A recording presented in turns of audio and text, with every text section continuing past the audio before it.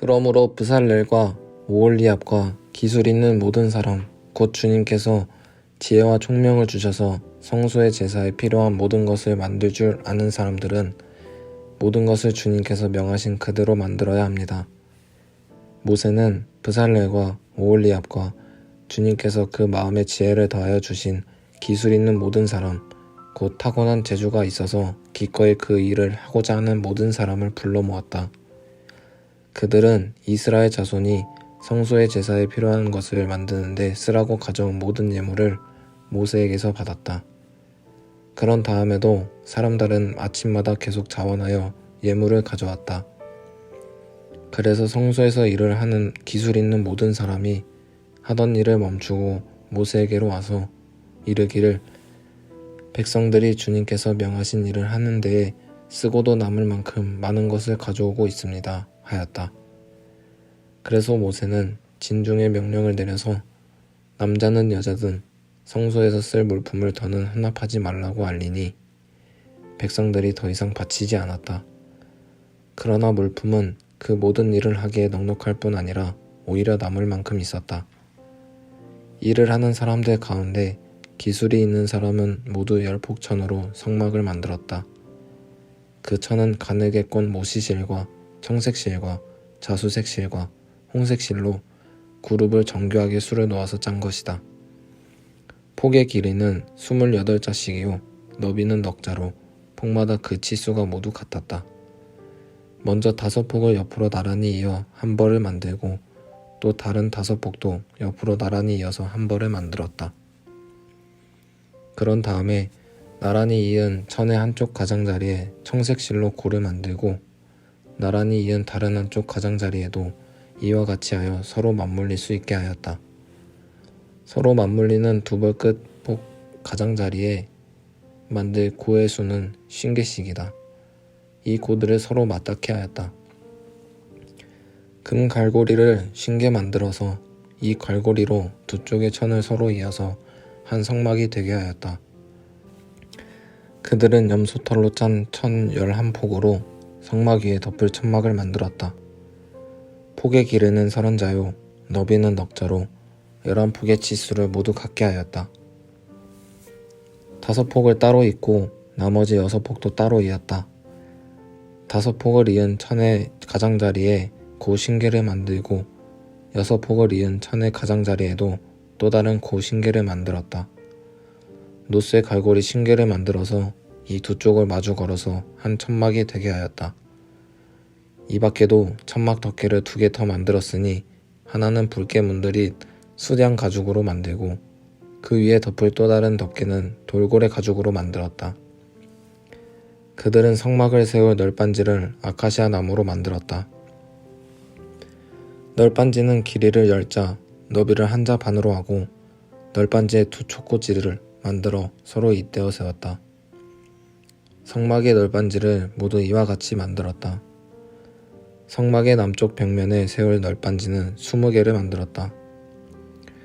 그 널빤지 20개 밑에 받칠 밑받침은 은으로 40개를 만들었다. 널빤지마다 그 밑에 촉꽂이를 꽂을 밑받침을 2개씩 만들었다. 그리고 그 반대쪽인 성막의 북쪽 벽면에 세울 널빤지는 20개를 만들었다. 밑받침 40개를 은으로 만들고 각 널빤지마다 그 밑에 밑받침을 2개씩 받치게 하였다. 성막 뒤쪽인 서쪽 벽면에 세울 널빤지는 6개를 만들었다. 성막 뒤쪽에 2 모퉁이에 세울 널빤지는 2개를 만들었다. 2 모퉁이에 세울 이 널빤지들은 밑에서 꼭대기까지 겹으로 세워서 완전히 한 고리로 연결한 것인데 2 모퉁이를 다 이와 같이 만들었다. 그래서 그것은 8 널빤지에 널빤지마다 그 밑에 밑받침을 2개씩 하여 은 밑받침이 모두 16개였다. 그들은 아카시아 나무로 가로다지를 만들었는데 성막 한쪽 옆벽에 널빤지에 5개, 성막의 다른 한쪽 옆벽에 널빤지에 5개, 서쪽에 해당되는 성막 뒤벽에 널빤지에 5개를 만들었다. 널빤지들의 가운데 끼울 중간 가로다지는 이쪽 끝에서 저쪽 끝까지 이르게 만들었다. 널빤지에는 금을 입히고 가로다지를 꿰 고리를 금으로 만들고 가로다지에도 금을 입혔다. 청색실과 자수색실과 홍색실과 가늘게 꼰 모시실로 휘장을 짜고 그 위에 그룹을 정교하게 수놓았다. 이것을 칠 기둥 4개를 아카시아 나무로 만들었는데 각 기둥에는 모두 금을 입히고 금 갈고리를 달았으며 그 기둥에 받칠 은받침 4개도 무어 만들었다. 청색실과 자수색실과 홍색실과 가늘게 꼰 모시실로 수를 놓아 장막 어기를 가리는 막을 짰으며 이 막을 칠 기둥 5개와 그것에 딸린 갈고리들을 만들었고 그 기둥 머리와 거기에 달 고리에 금을 입히고 그 밑받침 5개를 노수로 만들었다. 나는 참 포도나무요, 내 아버지는 농부이시다. 내게 붙어 있으면서도 열매를 맺지 못하는 가지는 아버지께서 다 잘라버리시고 열매를 맺는 가지는 더 많은 열매를 맺게 하시려고 손질하신다. 너희는 내가 너희에게 말한 그 말로 말미암아 이미 깨끗하게 되었다. 내 안에 머물러 있어라. 그리하면 나도 너희 안에 머물러 있겠다. 가지가 포도나무에 붙어있지 아니하면 스스로 열매를 맺을 수 없는 것과 같이 너희도 내 안에 머물러 있지 아니하면 열매를 맺을 수 없다. 나는 포도나무요, 너희는 가지다. 사람이 내 안에 머물러 있고 내가 그 안에 머물러 있으면 그는 많은 열매를 맺는다. 너희는 나를 떠나서는 아무것도 할 수 없다. 사람이 내 안에 머물러 있지 아니하면 그는 쓸모없는 가지처럼 버림을 받아서 말라버린다. 사람들이 그것을 모아다가 불에 던져서 태워버린다. 너희가 내 안에 머물러 있고 내 말이 너희 안에 머물러 있으면 너희가 무엇을 구하든지 다 그대로 이루어질 것이다. 너희가 열매를 많이 맺어서 내 제자가 되면 이것으로 내 아버지께서 영광을 받으실 것이다. 아버지께서 나를 사랑하신 것과 같이 나도 너희를 사랑하였다. 너희는 내 사랑 안에 머물러 있어라. 너희가 내 계명을 지키면 내 사랑 안에 머물러 있을 것이다. 그것은 마치 내가 내 아버지의 계명을 지켜서 그 사랑 안에 머물러 있는 것과 같아. 내가 너희에게 이러한 말을 한 것은 내 기쁨이 너희 안에 있게 하고 또 너희의 기쁨이 넘치게 하려는 것이다. 내 계명은 이것이다. 내가 너희를 사랑한 것과 같이 너희도 서로 사랑하여라. 사람이 자기 친구를 위하여 자기 목숨을 내놓은 것보다 더 큰 사랑은 없다. 내가 너희에게 명한 것을 너희가 행하면 너희는 나의 친구다. 이제부터는 내가 너희를 종이라고 부르지 않겠다. 종은 그의 주인이 무엇을 하는지를 알지 못한다. 나는 너희를 친구라고 불렀다. 내가 아버지에게서 들은 모든 것을 너희에게 알려주었기 때문이다. 너희가 나를 택한 것이 아니라 내가 너희를 택하여 세운 것이다. 그것은 너희가 가서 열매를 맺어 그 열매가 언제나 남아있게 하려는 것이다. 그리하여 너희가 내 이름으로 아버지께 구하는 것은 무엇이든지 다 받게 하려는 것이다. 내가 너희에게 명하는 것은 이것이다. 너희는 서로 사랑하여라. 세상이 너희를 미워하거든 세상이 너희보다 먼저 나를 미워하는 것을 알아라. 너희가 세상에 속하여 있다면 세상이 너희를 자기 것으로 여겨 사랑할 것이다. 그러나 너희는 세상에 속하지 않았고 오히려 내가 너희를 세상에서 가려 뽑아냈으므로 세상이 너희를 미워하는 것이다. 내가 너희에게 종이 그의 주인보다 높지 않다고 한 말을 기억하여라. 사람들이 나를 박해했으면 너희도 박해할 것이요 또 그들이 내 말을 지켰으면 너희의 말도 지킬 것이다.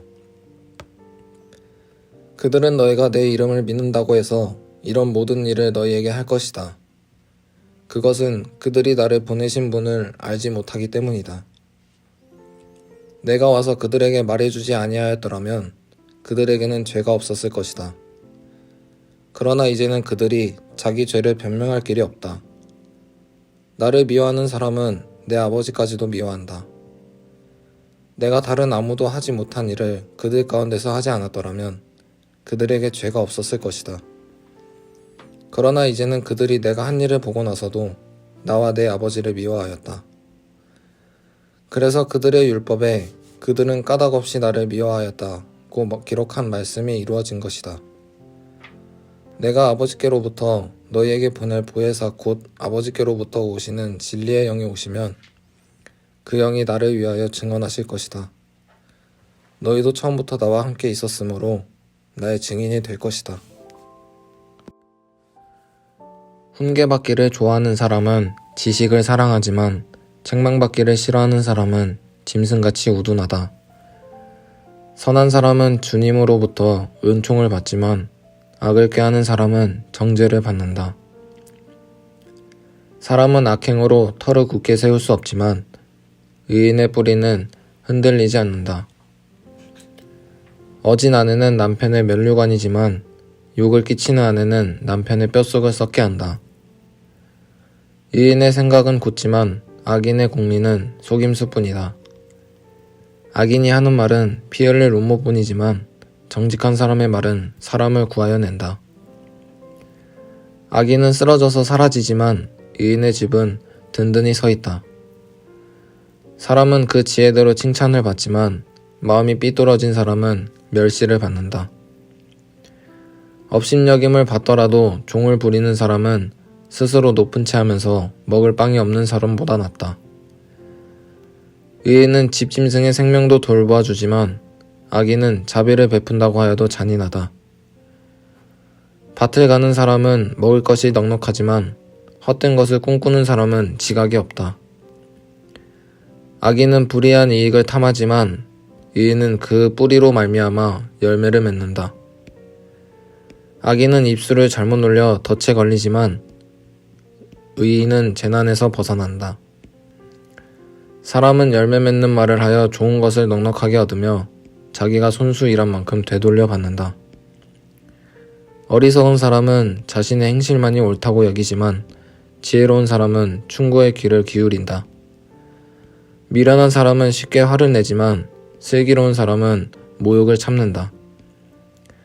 진실을 말하는 사람은 정직한 증거를 보이지만 거짓 증인은 속임수만 쓴다. 함부로 말하는 사람의 말은 비수 같아도 지혜로운 사람의 말은 아픈 곳을 낫게 하는 약이다.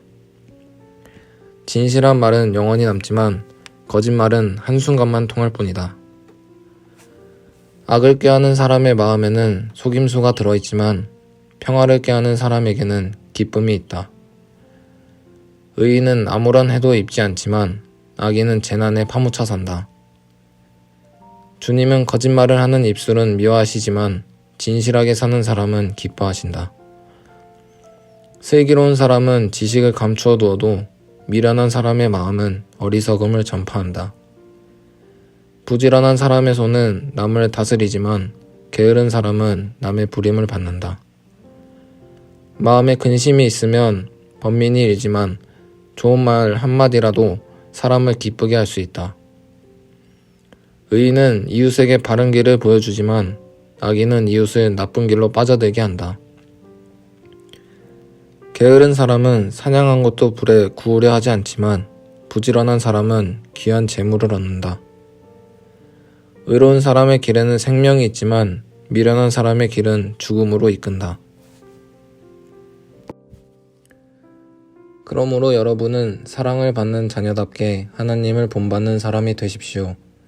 그리스도께서 여러분을 사랑하셔서 우리를 위하여 하나님 앞에 향기로운 예물과 제물로 자기 몸을 내어주신 것과 같이 여러분도 사랑으로 살아가십시오. 음행이나 온갖 더러운 행위나 탐욕은 그 이름조차도 여러분의 입에 담지 마십시오. 그렇게 하는 것이 성도에게 합당합니다. 더러운 말과 어리석은 말과 상스러운 농담은 여러분에게 어울리지 않습니다. 오히려 여러분은 감사의 참말을 하십시오. 여러분은 이것을 확실히 알아두십시오. 음행하는 자나 행실이 더러운 자나 탐욕을 부리는 자는 우상 숭배자여서 그리스도와 하나님의 나라를 상속받을 몫이 없습니다. 여러분은 아무에게도 헛된 말로 속아 넘어가지 마십시오. 이런 일 때문에 하나님의 진노가 순종하지 않는 사람들에게 내리는 것입니다. 그러므로 여러분은 그런 사람들과 짝하지 마십시오. 여러분이 전에는 어둠이었으나 지금은 주님 안에서 빛입니다. 빛의 자녀답게 사십시오. 빛의 열매는 모든 선과 의와 진실에 있습니다. 주님께서 기뻐하시는 일이 무엇인지를 분별하십시오. 여러분은 열매 없는 어둠의 일에 끼어들지 말고 오히려 그것을 폭로하십시오. 그들이 몰래 하는 일들은 말하기조차 부끄러운 것들입니다. 빛이 폭로하면 모든 것이 드러나게 됩니다. 드러나는 것은 다 빛입니다. 그러므로 잠자는 사람아 일어나라. 죽은 사람 가운데서 일어서라. 그리스도께서 너를 환히 비추어 주실 것이다 하는 말씀이 있습니다. 그러므로 여러분은 어떻게 살아가야 할지를 살피십시오. 지혜롭지 못한 사람처럼 살지 말고 지혜로운 사람답게 살아야 합니다. 세월을 아끼십시오. 때가 악합니다. 그러므로 어리석은 자가 되지 말고 주님의 뜻이 무엇인지를 깨달으십시오. 술에 취하지 마십시오. 거기에는 방탕이 따릅니다. 성령의 충만함을 받으십시오. 시와 찬미와 신령한 노래로 서로 화답하며 여러분의 가슴으로 주님께 노래하며 찬송하십시오.